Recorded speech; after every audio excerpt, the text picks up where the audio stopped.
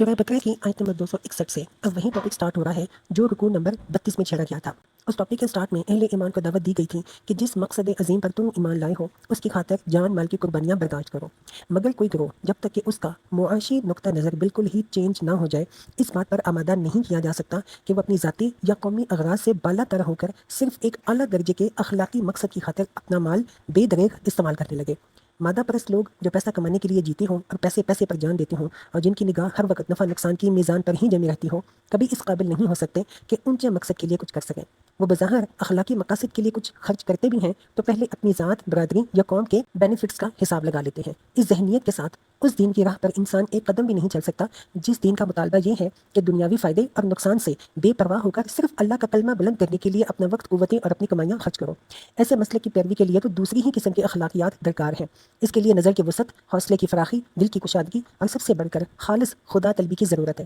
اور اجتماعی زندگی کے نظام میں ایسی تبدیلی کی ضرورت ہے کہ افراد کے اندر مادہ پرستانہ اخلاقیات کے بجائے یہ اخلاقی اوصاف نشو نما پائیں۔ اسی لیے یہاں سے مسلسل 3 رکوعوں تک اسی ذہنیت کی تخلیق کے لیے ہدایت دی گئی ہے، یعنی کہ ایسا ذہن بنایا جائے لوگوں کا کہ وہ اپنا مال، اپنی توانائیاں اور اپنی کمائیاں اور اپنا وقت اللہ کی راہ میں خرچ کر سکیں، جو کہ ایک بلند پایا مقصد ہے، ایک اعلیٰ مقصد ہے۔